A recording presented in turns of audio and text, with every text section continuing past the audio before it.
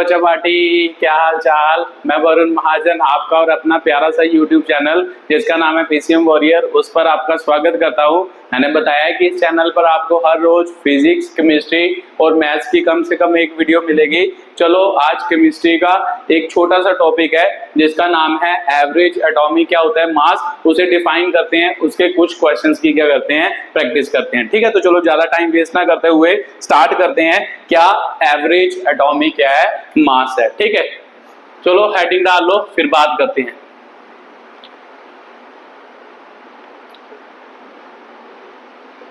ठीक है, मेरी पिछली वीडियो अगर आपने देखी हो तो उसमें मैंने क्या है कि भाई एटॉमिक मास डिफाइन किए है।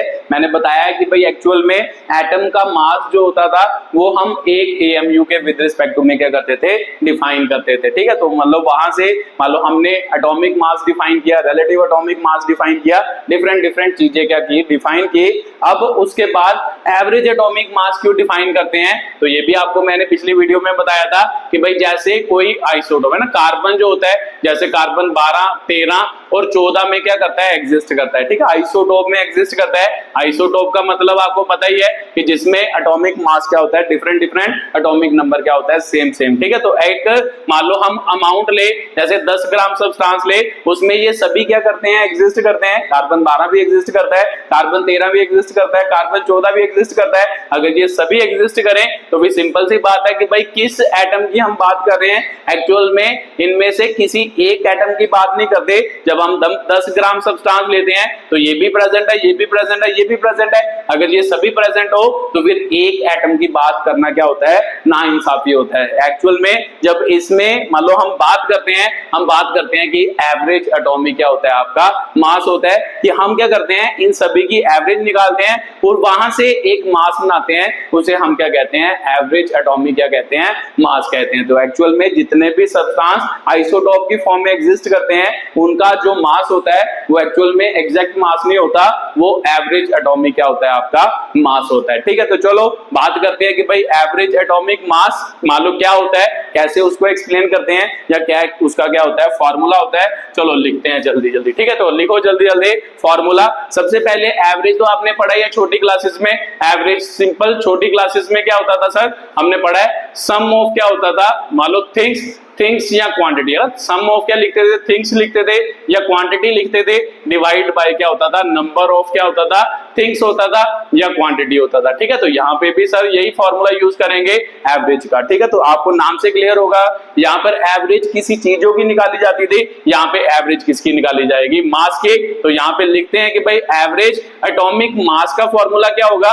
वो भी एक्चुअल में इससे ही डेवलप हुआ है। तो आपको पता है कि भाई किसका एवरेज निकाल रहे हैं, मास का एवरेज निकाल रहे हैं, तो ऊपर क्या आएगा आपका फिर सम ऑफ क्या आएगा masses. Sum of masses of क्या होगा एटम्स होगा, है ना। जितने भी एटम्स है उनके मासेस का क्या होगा सम होगा, डिवाइड बाय क्या होगा नंबर ऑफ थिंग कौन है एटम्स है, तो नंबर ऑफ क्या होगा नीचे एटम्स होगा। ठीक है, तो ये आपका जो आप छोटी क्लासेस में एवरेज पढ़ते थे वही फॉर्मूले से हम क्या करेंगे एवरेज एटॉमिक मास क्या करेंगे स्टडी करेंगे। ठीक है, तो एवरेज एटॉमिक मास का फॉर्मूला लिख लो, सम ऑफ मासेस ऑफ क्या होगा एटम होगा, नंबर ऑफ क्या होगा एटम होगा। यहां से हम एवरेज एटॉमिक मास क्या करेंगे फाइंड करेंगे। ठीक है, तो बाकी एग्जांपल में समझते हैं कि कैसे इसे क्या करेंगे फाइंड करेंगे, मान लो कैसे। ठीक है, तो वीडियो को पॉज करो, जल्दी जल्दी ये फॉर्मूला उतारो, फिर बात करते हैं कि भाई एवरेज एटॉमिक मास कैसे निकाला जाता है।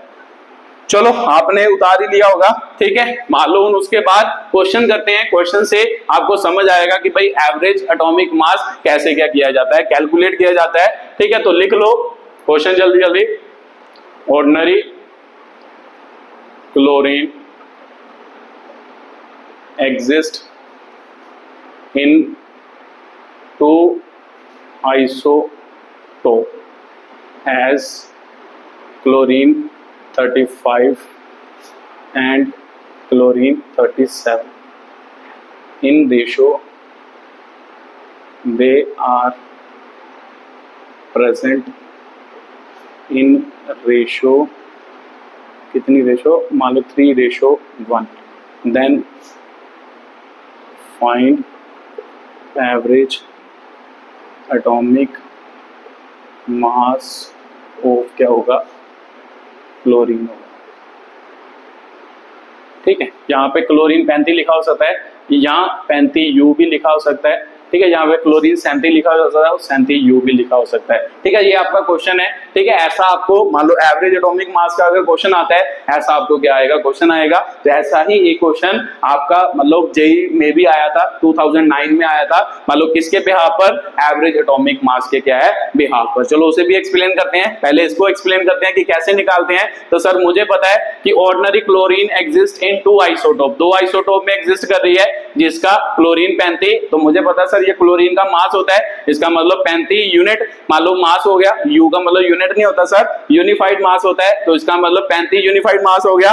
और मान लो 37 क्लोरीन का मतलब इसका मास कितना हो गया, 37U, यू मतलब सर यूनिफाइड या एटॉमिक क्या होता है, मास यूनिट होता है, ठीक है। तो they are present in ratio 3, ratio क्या होता है 1, find the average atomic mass of क्या होगा, क्लोरीन होगा, ठीक है। तो मैंने आपको बताया कि भाई फॉर्मूला क्या होता है एवरेज एटॉमिक मास का, कि भाई सम ऑफ क्या होगा, सम ऑफ मासेस ऑफ क्या होगा, एटम होगा, sum of masses of atoms divide by क्या होगा, नंबर ऑफ क्या होगा आपका एटम्स होगा। तो sir sum of masses of atoms कहां से, एटम तो हमें दिए नहीं, ध्यान से देखो कि ये कितना है 37U, ये तो मास होता है, एक क्लोरीन एटम का मास है, तो ये एक क्लोरीन एटम का क्या है, मास है। तो हमें कैसे पता चलेगा एटम कितने हैं, ध्यान से देखो रेशो दी है, रेशो भी एक्चुअल में आपको अगर रेशो का कॉन्सेप्ट पता हो तो रेशो का मतलब क्या होता है, अगर आप 3 के साथ क्या लगाओगे, मान लो ग्राम लगाओगे तो फिर 1 के साथ भी क्या लगेगा, ग्राम। अगर मान लो ये 3 ग्राम है ना, ये वाली जो रेशो में ये क्वांटिटी है, अगर 3 मतलब हिस्से है तो उसके साथ 3 ग्राम लगाओगे। जैसे यहां से पढ़ो पहले रेशो, ये रेशो किसकी है, मतलब 35 क्लोरीन जो है वो 3 मतलब हिस्सों में एग्जिस्ट करती है, तो उसके विद रिस्पेक्ट टू जो 37 वाला यूनिट है वो कितने हिस्से में एग्जिस्ट करता है, 1 हिस्से में एग्जिस्ट करता है। तो अगर मान लो 3 हिस्से इसके, 1 हिस्सा इसका, तो इसको कैसे रिप्रेजेंट करते हैं, अगर रेशो के साथ मान लो सिंपल इसके साथ जो लगाओगे यही सेम टू सेम चीज क्या लगानी पड़ती है, इसके साथ भी लगानी पड़ती है। इसे अगर 3 ग्राम कहेंगे, इसे 1 ग्राम कहेंगे, तो जरूरी थोड़ा ना ग्राम ही कह सकते हैं, इसे कुछ भी कह सकते हैं। बस ये याद रखना कि रेशो का कॉन्सेप्ट क्या होता है कि रेशो के साथ जो भी आप लगाओगे, एक्स लगाओ, वाई लगाओ, ग्राम लगाओ, यू लगाओ, टी लगाओ, जो भी लगाओगे वही सेम टू सेम क्या लगता है इसके साथ। तो अगर इसके साथ मैं क्या लगा दूं, 3 एटम लगा दूं, तो सर इसके साथ क्या होगा, एक क्या होगा, एटम। आपने अभी बताया रेशो का मतलब क्या होता है, उसके साथ मतलब पहली वैल्यू के साथ जो भी लगाओगे, चाहे ग्राम लगाओ, एटम लगाओ, एक्स लगाओ, वाई लगाओ, जेड लगाओ, सेम टू सेम क्या लगता है, दूसरे के साथ लगता है। तो सर मुझे को समझ आ गया, इसका मतलब इसके मतलब 3 एटम है, अगर इसके 3 एटम होंगे तो दूसरे के कितने एटम होंगे, 1 एटम। तो रेशो किसकी दी है, ध्यान से पढ़ो कि ordinary chlorine exist in 2 isotope as chlorine 35 and chlorine 37, they are present in ratio. इसका मतलब क्लोरीन 35 कितनी रेशो में एग्जिस्ट कर रहा है, 3 में, और क्लोरीन 37 जो एग्जिस्ट कर रहा है वो 1 में। अगर क्लोरीन के 3 एटम होंगे किसी जगह पर, उस जगह पर क्लोरीन 37 के कितने एटम होंगे, सर एक क्या होगा, एटम होगा। ये इसका क्या है मतलब है, ठीक है। तो चलो करते हैं sum of masses of atom. तो मुझे पता है सर 1 एटम ऑफ है ना, 1 atom of chlorine 35, 1 atom of क्या हो गया, क्लोरीन 35 जो होगा उसका मास कितना, 1 एटम ऑफ क्लोरीन 35 का मास कितना सर, 35U है। तो मुझे पता है सर 35 के कितने एटम एग्जिस्ट कर रहे हैं, 3 एटम, तो 3 एटम का मास कितना होगा सर, यूनिटरी मेथड। आपने बताया कि भाई जब भी ये वैल्यू इससे बड़ी हो तो 3 से मल्टीप्लाई करना होता है, इसका मतलब 3 इंटू क्या हो गया, मतलब 35 इंटू 3 हो गया। तो ऐसे ही दूसरे का निकाल लेंगे, 1 एटम ऑफ क्लोरीन अगर एग्जिस्ट करता है 37 में, उसका मास कितना 37U, तो उसके कितने एटम है, 1 एटम है। अगर इसके 3 एग्जिस्ट करेंगे उसका 1 करेगा, तो इसका मतलब सर इसका मतलब क्या होता है, 1 एटम ऑफ क्या होगा क्लोरीन, मान लो किसका, उसका 1 एटम ऑफ क्लोरीन का 37 दिया है, तो उसका निकालने की जरूरत ही नहीं है क्योंकि इसका क्या होगा, 1 ही एटम होगा। तो सर मुझे पता है कि भाई ये मास किसका होगा, इतना मास किसका प्रेजेंट होगा, क्लोरीन 35 का प्रेजेंट होगा, इतना मास उस जगह पर किसका प्रेजेंट होगा, मान लो किसका 37 मान लो आइसोटोप का क्या होगा, प्रेजेंट होगा। तो सर इन दोनों को प्लस करेंगे तो मेरे को पता है कि भाई क्या आ जाएगा, टोटल मास। तो फिर लिखो यहाँ पे एवरेज एटॉमिक क्या होगा, मास होगा, एवरेज एटॉमिक मास मतलब टोटल मास। तो टोटल मास कितना, इसका मास कितना हो गया 35, तीय कितना हो गया आपका ना, 35 तीय कितना हो गया 105 हो गया है ना, 105 तो जो 5 होता है सही है। तो फिर साथ में क्या आ गया 37 डिवाइड बाय टोटल मास हो गया divide by number of atom. तो नंबर ऑफ एटम इसके 3 थे सर, इसके कितने थे, एक ही एटम था, तो इसका मतलब 3 और 1 कितने हो गए, 4 क्या हो गए एटम हो गए। प्लस करो कितना बन गया यहाँ पे 37 42 142 हो गया और 4 तो सर 4 3 12 होता है। तो उसके बाद 2 22 हो गया, तो 4 5 20 हो गया, तो 20 के बाद कितना हो गया सर 2 बचा, फिर 4 5 जा कितना हो गया आपका 20 हो गया। तो सर ये आपका एवरेज एटॉमिक क्या आ गया, मास आ गया, इसे हम एवरेज एटॉमिक क्या कहते हैं, मास कहते हैं। ठीक है, तो सर इसे फॉर्मूले से भी तो याद कर सकते, इतना बड़ा कौन याद करें। अब ध्यान से देखो मैंने किया यहाँ पे मैंने किया 35 इंटू क्या किया 3 प्लस क्या किया 37 इंटू 1 किया और नीचे जो रेशो दी थी उनको क्या कर दिया ऐड कर दिया। तो सर ऐसे भी तो लिख सकते थे, मान लो इसका फॉर्मूला लिखें एटॉमिक मास यूनिट का, ऐसे लिख सकते हैं सर M1 मतलब जितना भी मास पहले मतलब जो आइसोटोप दिया होगा उसका इंटू रेशो 1 है ना, इंटू R1 लिख ले, M1 इंटू R1 हो गया प्लस क्या होगा M2 इंटू क्या हो जाएगा R2 अपॉन क्या हो जाएगा R1 प्लस R2 हो जाएगा। ऐसे भी हम क्या कर सकते हैं लिख सकते हैं वेयर R लिख लो, R का मतलब क्या है रेशो है ना, रेशो 1 यहाँ पे क्या होगा रेशो 2 होगा, मास 1 into ratio 1 plus mass 2 into ratio 1 upon क्या हो जाएगा R1 प्लस क्या हो जाएगा R2 हो जाएगा। तो यहाँ से डायरेक्टली यहाँ पे भी आपको क्या है, आपको फॉर्मूला याद रखना हो तो फॉर्मूला याद रख सकते हो। तो ये कॉन्सेप्ट एक्चुअल में कि जो आप छोटी क्लासेस में पढ़ते हैं sum of masses of atom divide by number of क्या होता था एटम होता था। सर हमें समझ आ गया कि भाई कैसे एटॉमिक मास एवरेज एटॉमिक मास का किया जाता है, कैलकुलेट किया जाता है। ठीक है, तो ये पहला क्वेश्चन हो गया। अब दूसरा लिखते हैं और दूसरे है ना, मान लो ये तो रेशो में आया, अब रेशो में ये फॉर्मूला लगता है तो आप प्रैक्टिस कर सकते हो। अब मैं आपको फ्रैक्शन में कराऊंगा। ठीक है, तो मेरे का मतलब जो ये कंसेप्ट है ये वाला ये सभी में लगेगा। तो अगर फॉर्मूले याद रखने हैं तो फॉर्मूले आपको अलग अलग क्या रखने पड़ेंगे, याद रखने पड़ेंगे। रेशो के लिए ये फॉर्मूला आ गया। अब इसके बाद सर क्वेश्चन रेशो में नहीं आता, क्वेश्चन क्या आता है मान लो फ्रैक्शन में भी आता है। तो ठीक है, एक क्वेश्चन आप फ्रैक्शन में करते हैं, फिर उसके बाद सर फ्रैक्शन में ही आता है, नहीं तीसरा एक और क्वेश्चन आता है आपको परसेंटेज में भी क्या आता है क्वेश्चन आता है। ठीक है, 3 तरीके से एवरेज एटॉमिक मास का क्वेश्चन आता है, एक रेशो वाला आता है, एक आपका क्या होगा परसेंटेज में होगा, एक आपका क्या होगा फ्रैक्शन में क्या होगा क्वेश्चन होगा। ठीक है, तो आप फ्रैक्शन वाला लिखते हैं तो यहाँ पे डाटा लिखो जल्दी जल्दी। 3 isotope of neon are given with their abundance in nature, abundance in nature। ठीक है, यहाँ पे आइसोटोप लिख लेते हैं और यहाँ पे आपका क्या होगा फ्रैक्शनल अबंडेंस दी होगी। ठीक है, नियोन के कौन कौन से आइसोटोप एग्जिस्ट करते हैं, 20 एग्जिस्ट करता है, नियोन 20, नियोन 21 हो गया, नियोन 20 क्या हो गया 2 हो गया। ठीक है, तो उसकी अबंडेंस कितनी कितनी दी है 0.9051 दी है पहले की, दूसरे की दी है 0.0027, तीसरे की दी है 0.0922, ये उसकी क्या है अबंडेंस है। ठीक है, तो ऐसा भी क्वेश्चन आता है। देखो इसमें फिर से आपको क्या दे दिया सर आइसोटोप दिए, आइसोटोप के ऊपर जो होता है वो मुझे पता है सर मास होता है ना, ये मास ऑफ फर्स्ट एटम हो गया, ये मास ऑफ मतलब फर्स्ट आइसोटोप हो गया, सेकंड आइसोटोप, थर्ड आइसोटोप हो गया। तो ये सर अब मेरे को पता है कि भाई क्या होता है फ्रैक्शन। तो फ्रैक्शन का मतलब क्या होता है एक्चुअल में, फ्रैक्शन का मतलब क्या होता था वहां पे रेशियो में क्या होता था कि भाई हम मान लेते थे कि 3 एटम है और 1 एटम है, तो ऐसे इसमें एक्चुअल में ये फ्रैक्शन का मतलब है इन तीनों को प्लस करोगे तो आपका आंसर क्या बनेगा 1। तो इसका मतलब एक्चुअल में आपको क्या दिया है कि जो मान लो क्या है, मान लो 1 एटम है, एक्चुअल में क्या दिया है 1 एटम दिया है और 1 एटम के अंदर आपके 3 आइसोटोप क्या है प्रेजेंट है। ये वाला आइसोटोप कितने हिस्से को ऑक्यूपाई कर रहा है, 1 एटम के इतने हिस्से को ऑक्यूपाई कर रहा है ना, 50 बड़ा लिख लेते हैं थोड़ा सा, मान लो एटम बड़ा बना लेते हैं ना।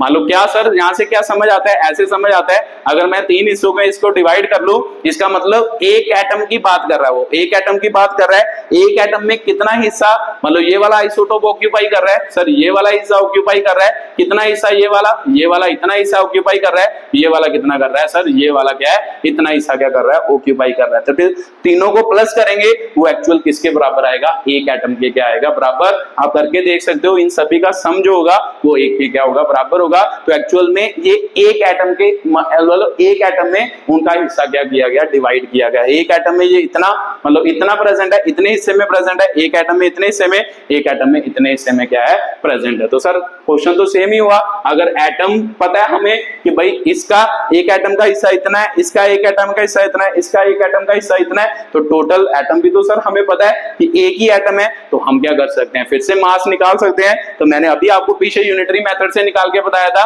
कि भाई मान लो एक एटम ऑफ क्या होगा, मैं सीधा लिख रहा हूं, एक मैं समझा रहा हूं ना, एक एटम ऑफ नियोन 20 का जो मास होगा सर वो कितना होगा, मान लो 20 होगा, 20 U होगा। एक एटम ऑफ नियोन 20 का मास कितना होगा, 20 U। तो मेरे को कितने एटम का मास चाहिए सर, इतने का, इसका मतलब 0.9051 ऑफ नियोन 20 का मास कितना होगा। तो सर आपने बताया था कि एक एटम, तो ये क्या हो गया, फ्रैक्शन में एटम आ गया। तो याद रखना है कि जब एक मतलब आपको होल नंबर वैल्यू दी हो, एक एटम की बात कर रहा हो तो इतना मास हुआ V। अगर आपको मान लो यहाँ पे 3 एटम का मास पूछता ना, मान लो छोड़ दो इसको अभी, अगर 3 एटम का मास पूछता तो मेरे को पता है सर 3 एटम का मास क्या होना था, एक से बड़ी वैल्यू है तो 3 इधर क्या होना था, मल्टीप्लाई होना था, ठीक है। तो बट फ्रैक्शन में यूनिटरी मेथड क्या हो जाता है, रिवर्स हो जाता है। क्या बोल रहे हो सर, ध्यान से समझाओ। फ्रैक्शन जब हम करते हैं, जब फ्रैक्शनल वैल्यू से लेते हैं तो यूनिटरी मेथड क्या हो जाता है, मान लो उल्ट हो जाता है। उसमें उल्ट करते हैं कि जब ज्यादा वैल्यू होगी तब डिवाइड करते हैं, जब छोटी वैल्यू होगी तब क्या करते हैं, मल्टीप्लाई, है ना। इसमें ध्यान से समझ लो, इसमें अगर मान लो आपका क्या होता, मान लो छोटी, मान लो एक एटम छोटा है तो नियोन के अगर 3 एटम होते तो आपका करना था 3 इंटू क्या करना था 20, क्योंकि आपको पता है 1 से 3 बड़ा है इसलिए 3 से मल्टीप्लाई कर रहे हैं। बट यहाँ पे ध्यान से देखिए, मान लो यहाँ पे क्या हुआ, 1 से 3 बड़ा था तो मल्टीप्लाई किया। इसमें उल्ट होता है, जब मान लो फ्रैक्शन में कोई चीजें आती हैं तो यूनिटरी मेथड उल्टा हो जाता है। जब वैल्यू बड़ी होगी तो डिवाइड करेंगे, जब वैल्यू छोटी होगी तो क्या करेंगे, मल्टीप्लाई करेंगे। तो सर समझ आ गया हमें। ध्यान से देखो, एक एटम की वैल्यू ये, अब आपको पता होगा कि एक एटम से ये क्या होता है, छोटा होता है, तो ये छोटा है। तो आपने बताया सर छोटी वैल्यू हो, जब मान लो फ्रैक्शन में छोटी वैल्यू हो तब उल्टा करते हैं, मल्टीप्लाई करते हैं। तो यहाँ पे क्या होगा, 20 इंटू 0.9051, इतना मास किसका होगा, इतने एटम का मास क्या होगा, इतना होगा। तो सर इतने एटम का मास हमें पता चल गया, इसका भी हम निकाल लेंगे इन दोनों को मल्टीप्लाई करके, इसका भी हम निकाल लेंगे इन दोनों को मल्टीप्लाई करके, डिवाइड बाय क्या कर देंगे 1 1 हमारा क्या है, टोटल क्या है, एटम है, ठीक है। तो सर ये फॉर्मूला भी बन सकता है। चलो पहले कैलकुलेट कर देते हूं, फिर उसके बाद मैं आपको फॉर्मूला बताता हूं कि भाई फॉर्मूला कैसे बना। तो सर क्या मान लो बना आपका एवरेज एटॉमिक मास, क्या बना, सबसे पहले क्या किया सर, इन दोनों को मल्टीप्लाई, 20 इंटू 0.9051, ये किसका मास आ गया, इसका मास आ गया, प्लस टोटल मास करना है ना, फॉर्मूला क्या होता है टोटल मास। तो फिर दूसरा क्या होगा, इन दोनों की मल्टीप्लाई, इनका टोटल मास निकाल लेते हैं सर, कितना आएगा 27, प्लस इन दोनों की मल्टीप्लाई, इनका टोटल मास निकाल लेते हैं सर, कितना आएगा, मान लो ये आ गया। तो मुझे पता है सर एटम कितने हैं, एक ही एटम है, एक एटम की क्या हो रही है बात, तो डिवाइड बाय क्या हो गया, 1 हो गया, ठीक है। तो कॉन्सेप्ट बनाना ही है जो आप एवरेज का पढ़ते थे, बस क्वेश्चन क्या हो गए, नए हो गए। तो आप इसको मल्टीप्लाई करना है, तो सर इसको मल्टीप्लाई कर सकते हैं हम, इजीली कर सकते हो। 9051 को किसके साथ मल्टीप्लाई करो, ठीक है, मान लो किसके साथ, मान लो 22 के साथ मल्टीप्लाई करो, 250 हो गया ना, मतलब 1 हो गया, 918 हो गया। तो सर कितने डिजिट छोड़कर, मान लो डेसिमल लगना है, आपने 20 के साथ मल्टीप्लाई कराया था सर 0 भी आएगा, तो कितने डिजिट, 1 2 3 4 डिजिट छोड़कर लगना है। इसका मतलब 18 पॉइंट सर कितना हो गया, 1020 क्या हो गया, आपका ये आंसर आ गया, ठीक है। तो यहाँ पर एक एटम है तो एक का मतलब तो कुछ नहीं होता। अब इसको मल्टीप्लाई कर लेते हैं सर, 27 को किससे मल्टीप्लाई करना है, 21 से, इजीली कर सकते हैं। 7 2 हो गया सर, कितना हो गया, 4 हो गया, और 4 1 मान लो 5 हो गया, तो इसका मतलब 7 6 5 हो गया, तो 567 क्या आ गया, इसका आंसर आ गया, यही आया, हाँ सर यही आया। तो मुझे पता सर कितने डिजिट छोड़कर, मुझे पता है डेसिमल के बाद 4 डिजिट है, 4 डिजिट छोड़कर आंसर लगेगा, इसका मतलब 0 पॉइंट आपका ये आंसर बनेगा, 0.0567 इसका आंसर आ गया। अब इन दोनों को मल्टीप्लाई कर लेते हैं सर, मेरे को पता है कि भाई 922 है और उसके किसके मल्टीप्लाई करना है सर, 22 के साथ मल्टीप्लाई करना है, तो कर लेते हैं, इजी तो है। 4 हो गया, 4 हो गया, 18 हो गया, तो सर इसके साथ 4 हो गया, 4 हो गया और 9 दूनी कितना हो गया, 18 हो गया, ठीक है। 4 8 हो गया, 12 हो गया, एक आंसर हो गया सर, मतलब 9 और 1 10 हो गया, एक आंसर हो गया सर 2 हो गया, ठीक है। तो कितने डिजिट छोड़कर डेसिमल लगना था, 1 2 3 4, तो यहाँ पर भी 4 डिजिट छोड़कर क्या लग गया, डेसिमल लग गया। तो सर इसका आंसर कितना आ गया, 2.0184 आ गया। तो सर इन सभी को क्या करना है, प्लस करना है,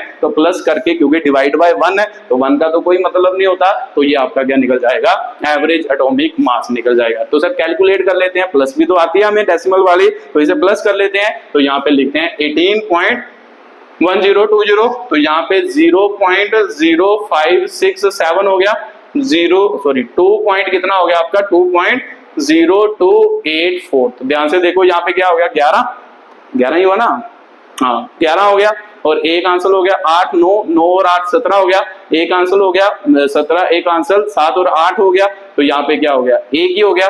यहाँ पे 8 और 10 कितने, 8 और 2 10 हो गए, 10 एक आंसर हो गया, और 20.1871। ठीक है, तो ये आपका क्या आया, अप्रोक्सीमेट क्या आया, आंसर आया, है ना। कितना आंसर आया, 20.187 आपका अप्रोक्सीमेट क्या आया, आंसर आया। ठीक है, कैलकुलेट करके देख लेना, थोड़ी बहुत मतलब कैलकुलेशन में मिस्टेक हुई हो उसे मान लो देख लेना, मतलब आंसर आपका कुछ ऐसा ही आएगा, मल्टीप्लिकेशन में कुछ गलत ना हुआ हो ये चेक कर लेना। ठीक है, तो आंसर आपका लगभग कितना आ गया, 2187, ये आपका क्या आ गया, एटॉमिक एवरेज एटॉमिक मास आ गया। तो सर ये फ्रैक्शन में क्या होता है, आपका आंसर होता है। सर ये तो आपने समझाया कि जो हम छोटी क्लासेस में पढ़ते थे, अगर मान लो कि भाई इसका फॉर्मूला याद रखना हो, रेशो वाला याद रखा ना कैसे रखते हैं, तो यहाँ पर भी रख लो m1 रेशो की टर्म में क्या होता था सर, अगर 2 दिए होते थे m1 r1 है ना, एवरेज एटॉमिक मास, यहाँ पे फॉर्मूले भी लिखते जाओ, average atomic mass m1 r1 ratio 1, m2 ratio 2 plus up to so on. Sir जरूरी थोड़ा ना कि एक ही रेशो दी होगी,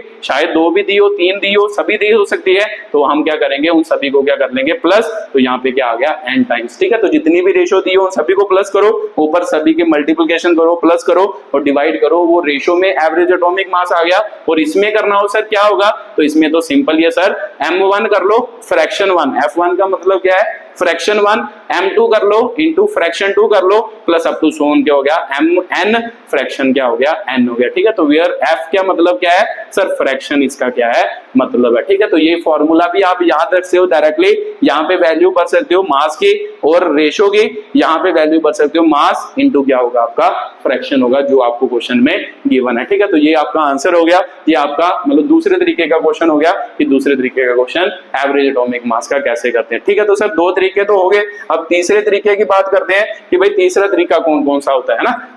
तो 3 तरीके के क्वेश्चन एवरेज एटॉमिक मास में बनते हैं। एक मान लो मैंने आपको बता दिया रेशो का, दूसरा मैंने आपको बताया कि भाई किसका, फ्रैक्शन का। अब तीसरे की बात करते हैं कि भाई तीसरा कौन सा होता है। ठीक है, तो अब तीसरे की बात करनी है, तो तीसरा मान लो परसेंटेज वाला। सर आपने बताया कि भाई परसेंटेज वाला क्वेश्चन आता है, तो एक्चुअल में परसेंटेज वाला क्या करते हैं, क्वेश्चन करते हैं। तो परसेंटेज वाला क्वेश्चन क्या है, ठीक है ये लिख लो जल्दी जल्दी, अबंडेंस ऑफ आइसोटोप, ठीक है, iron 54, iron 56 and iron 57 are present in 5%, 90% and 5%, ठीक है, in respectively calculate average atomic mass। ठीक है, ये आपका क्वेश्चन है। देखो परसेंटेज में, तो फिर से देखो ध्यान से कि भाई क्या क्वेश्चन है sir, abundance of isotope iron 54, iron 56, iron 57 present in a percentage में क्वेश्चन आ गया। तो सर परसेंटेज वाला है, उसको कैसे डील करें, तो परसेंटेज वाले को भी वही कंसेप्ट वही है। मतलब अगर कंसेप्ट लगाना चाहते हो, तो अगर मान लो फॉर्मूले याद रखना चाहते हो, 2 तो मैंने लिख दिए, लास्ट में मैं तीसरा भी आपको क्या है लिख के बता दूंगा। ठीक है, तो यहाँ पे पहले देख लेते हैं कि भाई क्या बनेगा। तो मान लो लिख लो, पहले तो कंसेप्ट लगाओ ना, एवरेज एटॉमिक मास सर किसके बराबर होता है कि भाई टोटल मास ऑफ क्या होगा, एटम होगा, डिवाइड बाय क्या होगा, नंबर ऑफ क्या होगा सर, एटम होगा, है ना, नंबर ऑफ एटम। तो पहले तो परसेंटेज का मतलब पता होना चाहिए। ठीक है, तो जो परसेंटेज निकालते हैं, मान लो मैं आपको पूछूं एटम परसेंटेज, तो एटम परसेंटेज अगर आपको पता हो कि एटम परसेंटेज कैसे निकालते हैं, तो ऊपर होगा आपका मान लो नंबर ऑफ एटम होगा, number of atom divide by क्या होगा 100, डिवाइड बाय क्या होगा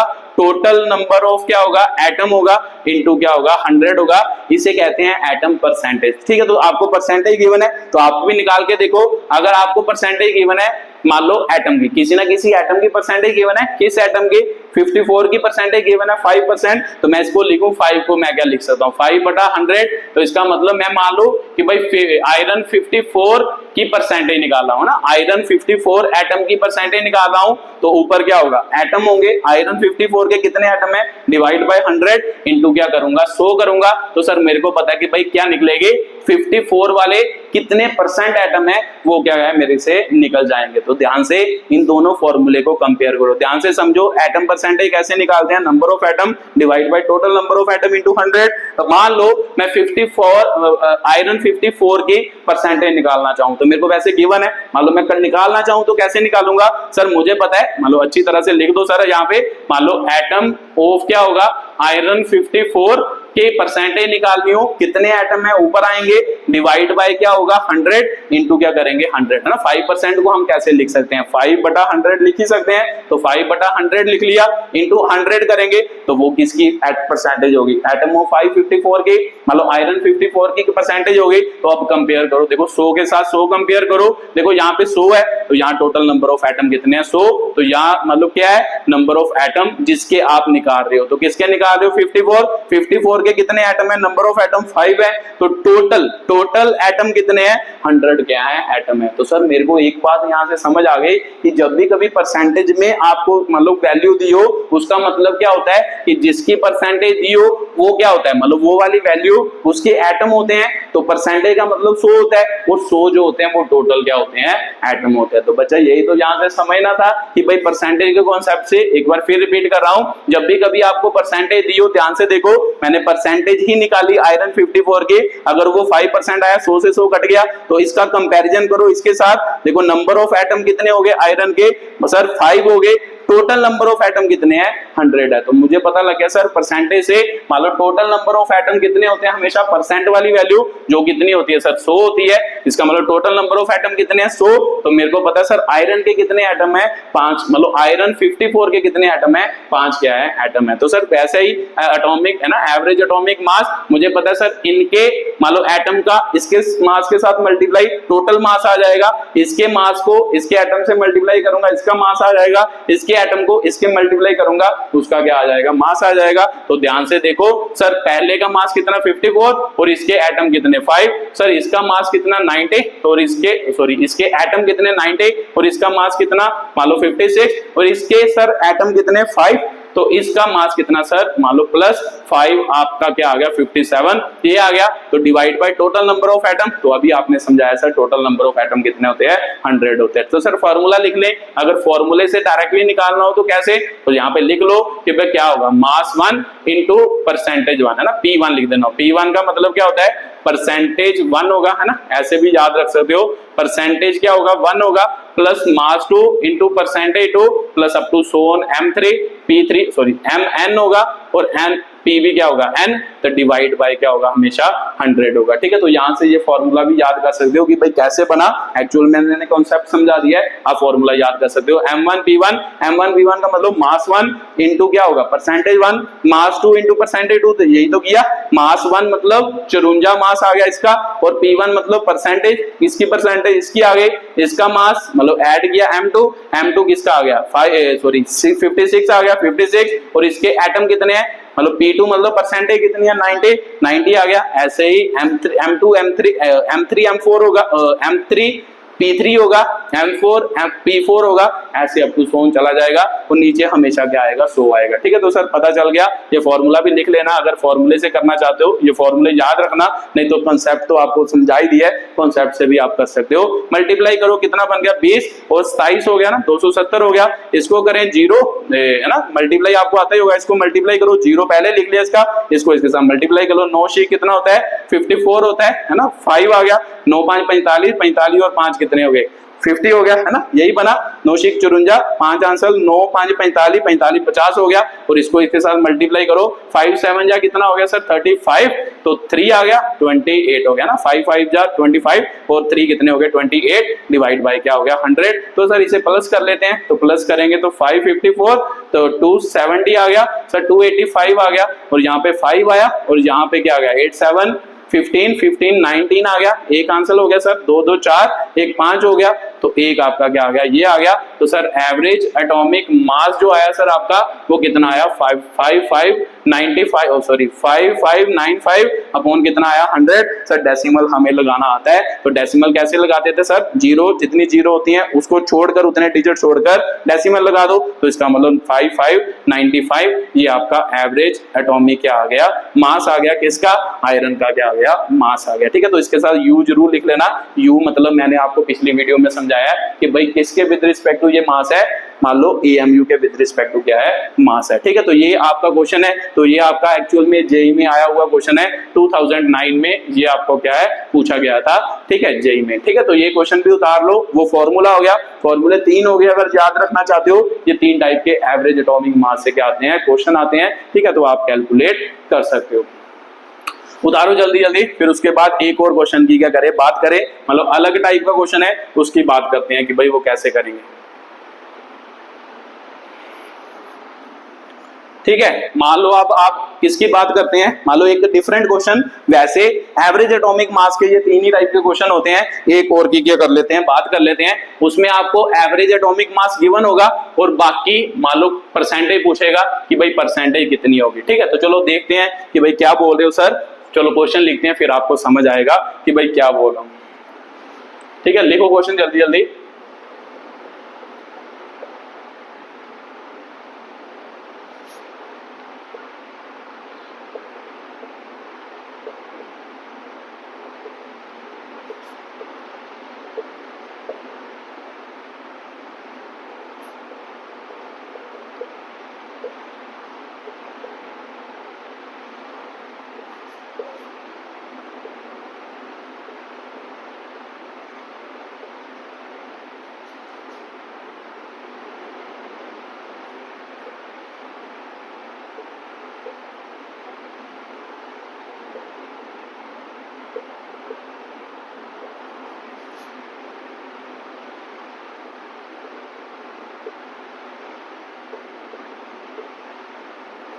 ठीक है, ये आपका अगला टाइप का क्वेश्चन है। ठीक है, ऐसे क्वेश्चन भी आपको आ सकते हैं। ठीक है, तो जल्दी जल्दी पढ़ो, फिर आप इसको सॉल्व करने की कोशिश करते हैं। सर मुझे पता है, आपने बताया कि भाई पहले क्वेश्चन ही पढ़ लेते हैं। बोरॉन अकर्स इन क्या होगा, 2 आइसोटोप हैविंग मासेस 10 और 11। तो इसका मतलब बोरॉन के फर्स्ट एटम का मास कितना दिया है, 10 दिया है। बोरॉन के सेकंड का मास कितना दिया है सर, 11। हाँ, आइसोटोप का मास दिया। ठीक है, तो पता चल गया, यहाँ M1 M2 लिख लो। ठीक है, बोरोन ना लिखो, M1 पहला कितना दे दिया ये, M2 कितना दे दिया ये दे दिया है। तो what percentage of this isotope, मतलब परसेंटेज निकाल दिए। तो मुझे पता है सर, अभी आपने बताया कि भाई जो परसेंटेज होती है ना, जैसे मैंने पिछला क्वेश्चन कराया आपको, आयरन 54 कितने गिवन थे, ये आयरन 55 है ना, 55 थे। वो कितने गिवन थे आपको, मान लो कितने थे, 90% थे।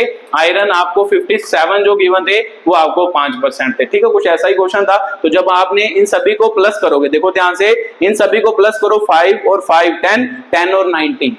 तो इसका मतलब सर परसेंटेज हमेशा क्या होती है, मतलब 100%। टोटल वैल्यू परसेंटेज क्या क्या आती है, 100% होती है। ये तो मुझे समझ आ रहा है। मैं इन सभी परसेंटेज को जोड़ूंगा तो मेरे को हमेशा आंसर कितना मिलेगा, 100 क्या मिलेगा, परसेंट मिलेगा। तो आंसर हमेशा 100% मिलेगा। तो मैंने लेट कर लिया, let boron 10 exist in percentage. ठीक है, कितनी परसेंट में बोरॉन 10 एग्जिस्ट करता है सर, मैंने लेट कर लिया x% में क्या करता है, एग्जिस्ट करता है। तो अगर बोरॉन मान लो 10 जो है वो कितनी परसेंट में एग्जिस्ट करता है, x% में एग्जिस्ट करता है। तो बोरॉन 11 जो एग्जिस्ट करेगा वो कितनी परसेंट में करेगा, तो सर अभी आपने बताया है कि भाई याद रखना है ये बात कि टोटल दोनों की वैल्यू कितनी होती है ना, सभी जितनी भी परसेंटेज है, जितने भी एलिमेंट इन्वॉल्व हो रहे हैं, उन सभी की परसेंटेज का टोटल सम हमेशा कितना होता है, 100% होता है। ठीक है, तो यहाँ पे 3 थे, देखो 3 एलिमेंट थे ना, आयरन 1 हो गया, आयरन 2 हो गया, आयरन 2 हो गया और आयरन 3। देखो तीनों की परसेंटेज कितनी बन रही है, 100%। अगर 2 एलिमेंट हो, सपोज करो ए और बी, उनकी परसेंटेज भी हमेशा 100% होगी। अगर 5 एलिमेंट होते, उनकी परसेंट का सम भी कितना होना था, 100% ही होना था। ठीक है, तो मैंने लेट कर लिया कि भाई बोरॉन 11 की परसेंटेज कितनी है, x%। तो सर मुझे पता है, आपने अभी बताया कि भाई बोरॉन 10 प्लस बोरॉन 11, मतलब जितने भी एटम इन्वॉल्व हो उनकी परसेंटेज का सम हमेशा कितना होता है, 100% होता है। तो फिर इनका कितना सम आएगा, 100% आएगा। तो मुझे पता है सर बोरोन का आपने लेट कर लिया है कि भाई कितनी परसेंट होगी x, तो बोरोन 10 को x रखेंगे तो बोरोन 11 इज इक्वल टू कितना हो गया 100, तो बोरोन 11 की कितनी परसेंटेज होगी सर 100 माइनस क्या होगी x होगी। तो सर मुझे पता समझ आ गया कि याद रखना है कि जब भी जितने भी एलिमेंट मान लो आपको गिवन हो सभी के मान लो क्या परसेंटेज को प्लस करोगे हमेशा कितना आंसर आता है 100% आंसर आता है। ठीक है, तो चाहे 4 गिवन हो, चाहे 2 गिवन हो, चाहे 3 गिवन हो, ठीक है, उसका आंसर हमेशा 100 आता है। तो यहाँ से आपने देख भी लिया है, आपको क्वेश्चन भी करवाया, तो यहाँ से सर दोनों को प्लस किया तो 100 के बराबर ये मैंने लेट कर लिया कि भाई इसकी परसेंटेज कितनी होगी x, अगर x होगी तो b11 इधर ही रहने दिया तो x इधर जाके माइनस हुआ, सो माइनस x उसकी क्या होगी परसेंटेज होगी। तो सर मेरे को बात समझ आ गई कि भाई जब भी कभी परसेंटेज गिवन हो और मैं मान लो एक एलिमेंट की मान लूंगा, दूसरे एलिमेंट की हमेशा क्या निकल जाएगी 100 माइनस x, उसकी क्या निकल जाएगी सर वैल्यू निकल जाएगी। ठीक है, तो ये बात अगर आपको समझ आ गई तो मैंने अभी आपको फॉर्मूला बताया था कि भाई जब भी मान लो क्या एवरेज एटॉमिक मास निकालना है परसेंटेज की टर्म में तो क्या फॉर्मूला होता है sir m1p1 plus m2p2 plus मतलब 2 ही है, ज्यादा बात तो करनी नहीं, तो डिवाइड बाय क्या होता है 100।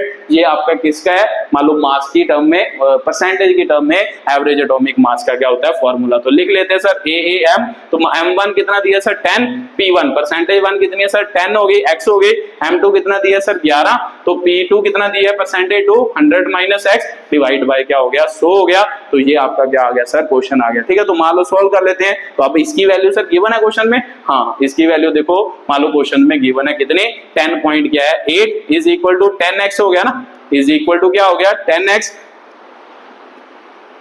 हो गया, तो इसको मल्टीप्लाई करोगे तो 1100 हो गया माइनस 11x हो गया, तो डिवाइड बाय कितना हो गया 100, तो यहाँ पे कितना 10.8। तो मान लो सर इसको इधर मल्टीप्लाई करेंगे, अगर मल्टीप्लाई करेंगे तो क्या हो जाएगा सर 1080 हो जाएगा ना, इसको इधर मल्टीप्लाई करोगे तो 1080 हो जाएगा, तो सर 80 होगा। उसके बाद इधर लिख लेते हैं कि भाई इसकी वैल्यू कितनी बनी 10x बनी, 10x प्लस और साथ में क्या है ये है, तो सर ये माल वैल्यू कितनी बन गई 11,000 हो गई माइनस क्या हो गई 11x। तो सर मुझे पता है x वाला x में ऐड हो सकता है, तो यहाँ पे क्या बनेगा माइनस x, तो ये वाला इधर प्लस क्या उधर जाके माइनस, तो 1080 माइनस क्या हो गया 1100, तो सर इन दोनों का डिफरेंस भी -20 आएगा, और माइनस से माइनस कटा और v की वैल्यू मतलब x की वैल्यू क्या आ गई 20 आ गई। तो सर x क्या था मान लो आपने परसेंटेज मानी थी किसकी मान लो b10 की, तो इसका मतलब b10 किस में एग्जिस्ट करेगा 20%, तो सर अगर ये 20 होगा तो x यहाँ पे 20 भरेंगे तो इसका आंसर कितना आएगा 80% क्या आएगा आंसर आएगा। ठीक है, तो ऐसे हम मतलब उल्टा क्वेश्चन भी कर सकते हैं अगर हमें एवरेज एटॉमिक मास गिवन हो। ठीक है, तो चलो इस वीडियो को खत्म करते हैं, आपको समझ आया ही होगा। ठीक है, चलो बहुत बहुत धन्यवाद।